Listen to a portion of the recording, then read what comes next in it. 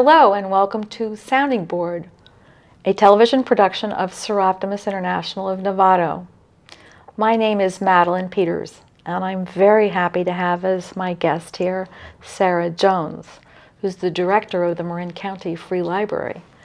I'll have Sara introduce herself and provide a little background in a moment, but first a message about our organization, Sara International. Our mission is improving the lives of women and girls through programs leading to social and economic empowerment. So again, Sara, thank you very much for being here. It's always a treat having a discussion with you. I learned so much more about the library system and the tremendous services that you provide to the community. So, but before we get started, could you explain your arrival story? Sure, I'd be happy to. Well, I've been with the Marin County Free Library now for almost 2 years. It'll be 2 years this summer in July. And I came from Nevada. I was in Carson City, Nevada, and I was running a public library there. And I'd had actually about a 25-year career in Nevada as a librarian, running a couple public library systems, and then I had a really great honor to be the state librarian for Nevada for about 7 years, which was a really interesting job, very political, and I was able in that job to create some policy and some actual laws and be part of that for improving libraries throughout the state. So that was some really exciting things. And I got to a point where I was in a place in my career where I wanted to go somewhere where they really love libraries, where they're well supported, and the community. It's not something that's an option. It's that people really feel like they need to have libraries. And then I also wanted to be in a place that was environmentally beautiful and just a place I wanted to live. So Marin really checked both of those boxes of great libraries and a great place to live. And I've just had such a great time here, and the community's been so welcoming, and my staff is wonderful, and we've been able to do some really great things. Well, it's fascinating for me to hear your arrival story and also realize the scope of your career from managing and developing public libraries to then being involved in crafting laws for the state. Mm-hmm. And then the gift of your leadership now here in Marin County, because this is definitely a county and a community that does take libraries seriously. And actually, you've provided some exciting opportunities in terms of your expansion to the community. So thank you very much for being here today. So tell me your vision for the Marin County Free Library. What is it? Okay. You're a visionary person that made it here. So well, I think based some of why I'm here is I think that when you start with some really good fundamentals, which is what is exactly happening for the Marin County Free Library System. We have 10 branches throughout the county. We have this wonderful collaboration with the other libraries in Marin, the city libraries that operate independently. And it seemed to me like what we had the opportunity was on this wonderful, solid foundation where there's good public support. The politics and the supervisors are just wonderfully supportive of the library and its endeavors, that we really could take it to the next level. So one of the things that was really obvious when I took the job was that it was really aching for strategic direction. And we were doing all kinds of good things, but we were actually doing just that, all kinds of good things. If something sounded good, we pursued it, and it was wonderful, and that all worked out well. But I think that my experience over the almost 3 decades of doing this, that you need a coordinated effort and a blueprint for really getting fantastic outcomes. So I knew right away that we needed a strategic plan, and the Board of Supervisors who's hired me, that was where one of the things that were very top of the agenda said, so do a strategic there's an plan. Alignment with Yes. Your goals and the Board of Supervisors exactly. goals. And then that was one thing I did pay a lot of attention to is, so what is the board's goals? And the board has a couple of goals that I think we knew right away wanted to pursue. One is that they wanted to be as much assistance and help they can to education. And they don't have, the Board of Supervisors in the county doesn't have a formal role in education. They have a supportive role in terms of K-12 and university and the community colleges. So I think the library is a great arm for providing educational support. They also were very interested in supporting equity throughout the county so that people, we know the one thing about Marin is the wonderful the wonderful wealth that's here, but there's and people often aren't as knowledgeable about the great distance of folks who don't have very much and really struggle to, frankly, to stay alive, let alone get, good education and other health, medical attention. So those two things were high on their list. And then I think that even though I have good experience and I think a pretty good understanding of where libraries should go, what's really important is you ask your community. So we spent a lot of time doing that, and we had meetings, and we actually engaged our community by using surveys and email surveys, which at first we thought, well, how many email surveys do you get? Way too many, but the community was just wonderful about replying. So we had nearly 10,000 pretty deep survey response replies that helped guide us for what people wanted the public library to be. And we really came through all of that process and discussion, we decided that on top of this foundation of great service, we want to concentrate on three very specific things, and those are our three goals. And so what are your three goals? Okay, our three goals. The first one is to be really a very important part for developing readers, and we mean that in the early literacy sense. We know for a fact that most children gain their ability to be a learner in their first years. So from birth to 5, a lot of the language development happens. A lot of the brain actually gets mostly developed by that time as a way for them to be continual learners. So we want to be the preferred place for early literacy activities, because the great thing about a public library is there is no cost to that service. So our story times, rather than only just being fun stories, which is good, but targeted more so that we can help parents choose books that are age appropriate. So where are they in learning whatever skills they might be learning, numeracy, alphabet, all of those things. It's as children are younger, there's a lot of tactile approach. So we want to be really profoundly important in that early literacy, and not just to families where they're going to make that rich environment regardless, but we want to really reach families where it might be tough for them to make that environment. And what's apparent to me is, as you were describing it too, is the understanding I'm getting from how early literacy is manifested in your services is really aligned with the developmental needs of children in that exactly age group. Yeah, Okay. so in a very targeted approach. And then in addition, what we know is we have 10 libraries, which is great, and they're all over the community, but that doesn't necessarily mean they're accessible to everyone. So we also have a vehicle that's called the Flagship, which is Families Learning and Growing Together, and this vehicle goes all over the county and parks and invites families in and talks to them about how important it is to read to your child, to sing to your child, to play with them, to use whether it's crayons or pencils or pens to show them what being literate means. And in addition to that, we invite community partners, so they talk about healthy eating and brushing your teeth and just all kinds of things to make this available to make a good foundation for their lives available. So that's that one component, was this early literacy component. The second component, again aligning with education, is we want to be fully supportive of educational endeavors that students are doing. And I think one of the things that's so important about that in terms of modern education is that getting kids engaged in something they love to do and then providing them resources to support that love. And I think that's where the library comes in a great way. So if a kid gets really, they drive across the Golden Gate Bridge and they want to know how bridges work, and there's going to be covered in some point, in their classroom, but they can come to the library and really dig deep into what engineering looks like and what's, we have Lego clubs so that they might, participate those and think about building. So we want to be a very critical component for that other place where education happens.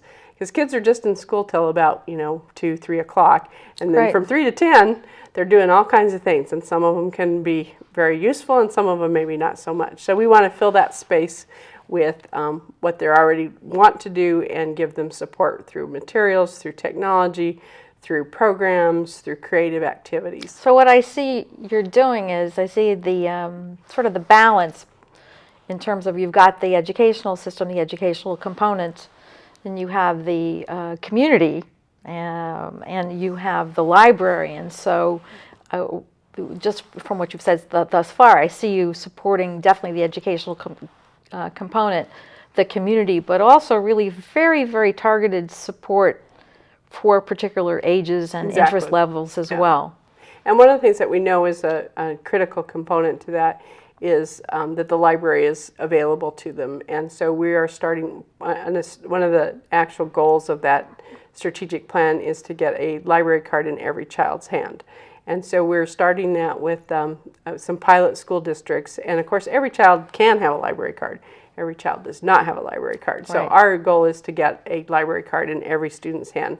And the way that we're doing that is we're partnering with the school districts and the superintendents. So they will share with us who their students are, and then we will go into the classrooms and make sure every child has a library card. And what's good about that is we still are going to have some barriers about whether someone's close enough to get there, but we now have the equivalent of one of our regional libraries with online materials. So they could use a number of resources with their library card. They still need to have some internet connectivity. So if they don't have that, they still have to somehow find the library. But for example, in West Marin, some of those schools are creating one-to-one technology. So they're actually sending their kids home with an iPad. A device. A device. And what they don't necessarily have is all the good content on the device. So if each of those child has a library card, they're going to have access to all that content on their iPad. On their iPad. So those are really exciting, I think, opportunities for being that place where we really support education. We know that nationwide and everywhere, that getting kids reading grade level at third grade is essential. You know, there's a moniker that you say you learn to read till third grade, and then you read to learn from third grade forward. And that's really important, because once you've not got at grade level, then you can't do science, you can't do social studies. So they know for a fact that if students aren't reading at third grade level, it's going to be a catch-up for perhaps the rest of their lives. So we're partnering with the Novato Unified School District in particular about being part of the community ecosystem to make sure that kids read at grade level. And so that the other part that's critical about that is they don't go to school in the summer. They might have summer school, but for the most part, kids are not in school in the summer. So that's 3 months where they call it the summer slide, where kids are not, well, the children will lose ground. They'll totally lose ground. So teachers will say they'll get them to a place and they leave school. And then they may or may not read, touch a pencil, do anything that really gains or keeps their education at least constant. And so then when they're back in school in August, they have a couple months of catch up. So when you think of you lost 3 months and you've got to catch up, that's a huge deficit. So our summer reading programs, we've changed, we're altering those to be more, we're calling them summer learning challenges. So to give kids we still want it to be fun, we still want them to be engaged, but we want them to stay in that learning process. So what you're doing, I see like it's like 360 support for. That's what we would like. Yes, exactly. We want to be a very targeted approach for being a resource that really supports education. And I think libraries, I don't think that's a new thing, but I think that really one of the things that I would like to emphasize about having 3 goals is that we can really align our resources to those 3 goals, so that we really pay attention to putting things together that support those goals. Well, we've talked about the library being the place for children and families, the early literacy program. You've also just addressed just having a place for children to go to kind of expand on their interests.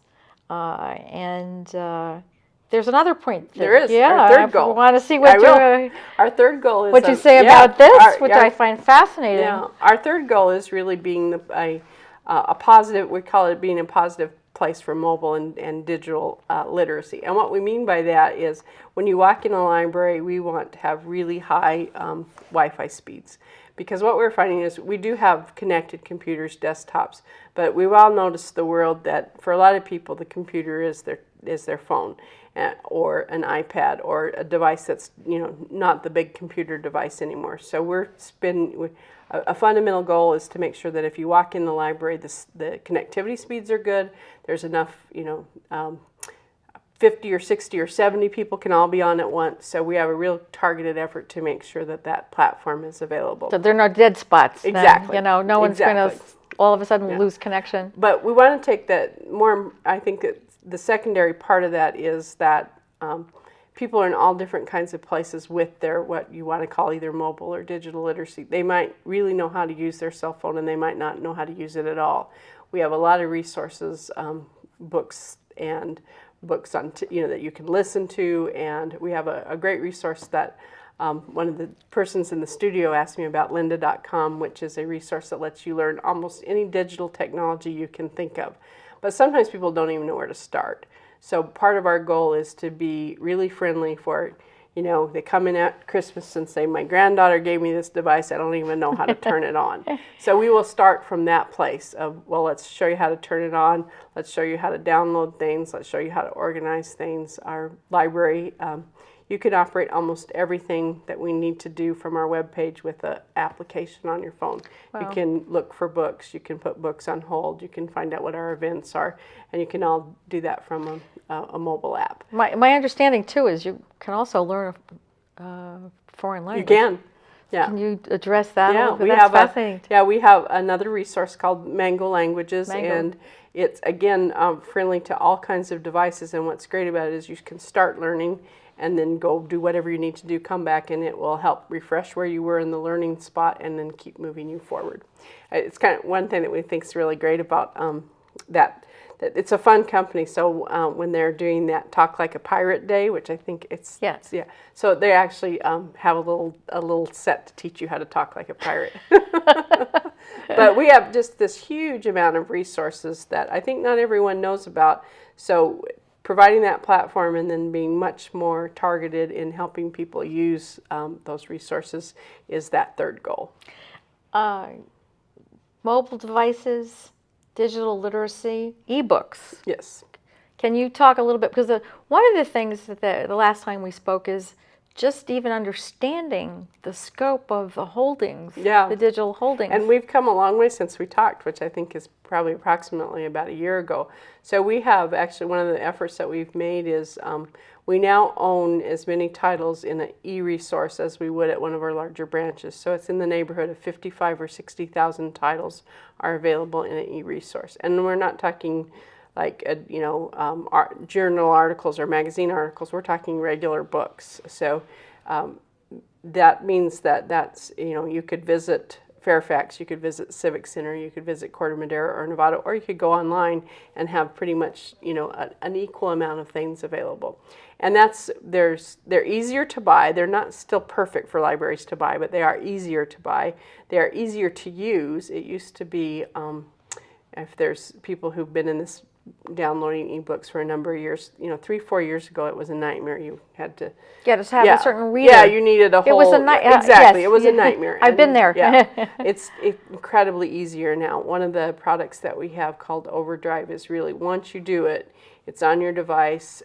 You can continue to look for things. You can place holds on e-materials, and it'll tell you when it's become available. I think the very best thing about e-readers is they disappear. So unlike the irritation of needing to bring books back, you just put them on your device, and when the time's up, they're gone.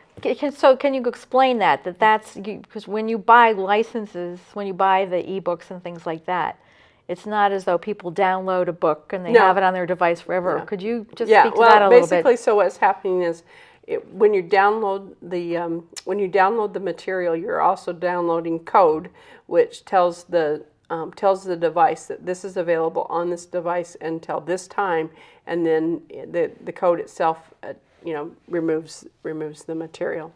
So if you're a super hacker, there are ways to preserve the things, but for the everyday folk, that's exactly, it's a pretty great technology, and I don't know who figured it out, but they made it, they made it possible, because otherwise, it'd be shared once virtually and then shared worldwide. So that's what you were alluding to when you said people have access to e-materials, e-books, and so they can go online and find out and place an e-material on Right. hold because you have there's exactly. certain like just the way like normally if you had like 4 copies of a bestseller, then 4 people would get them and you'd have to sign up. Yeah, and it is, but the ebooks are the one-use model too. So if we have a very popular thing, just like we did in the print model, so I'm trying to think, I think, what is that? One of the most popular things we've got going on, which I haven't read, is called The Girl on the Train, and I know there's like 100, for our print materials, there's like 100 holds on that, but we have it in digital too, so there's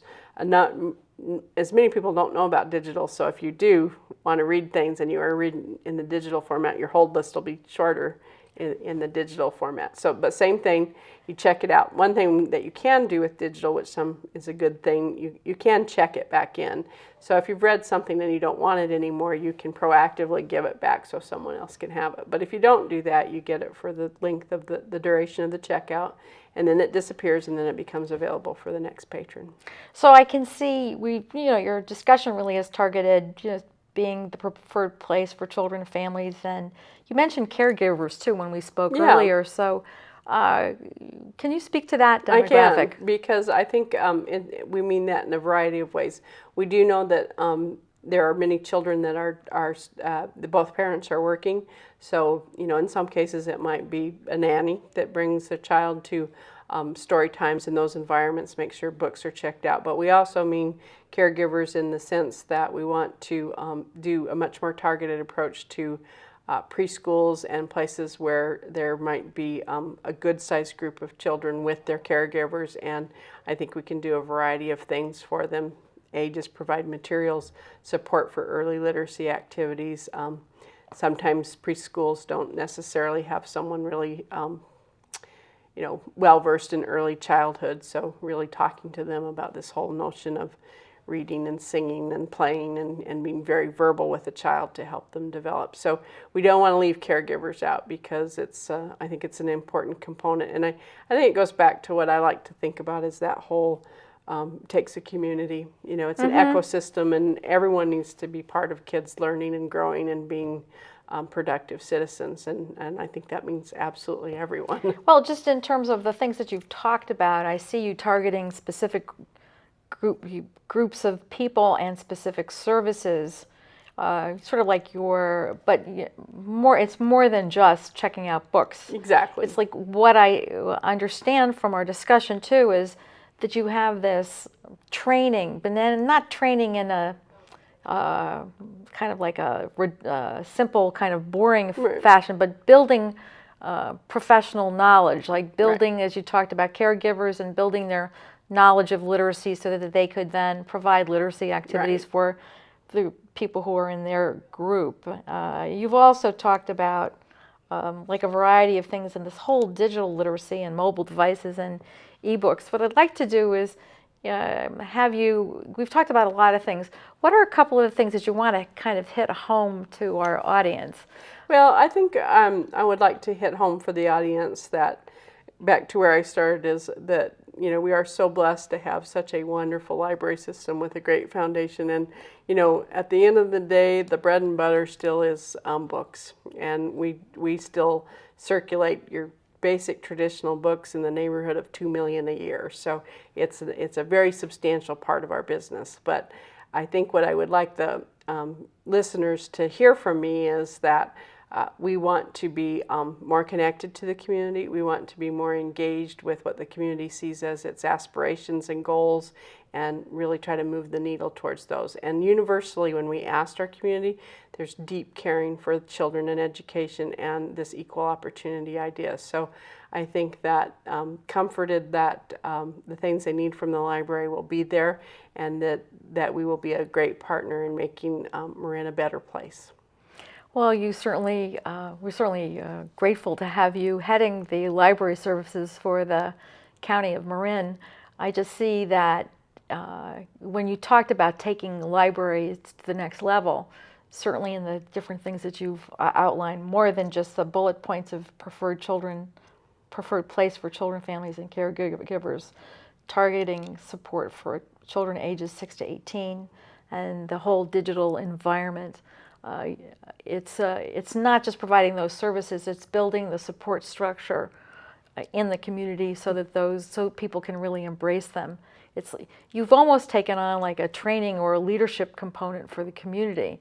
Now, I do want you to kind of mention the book that you and I were talking about.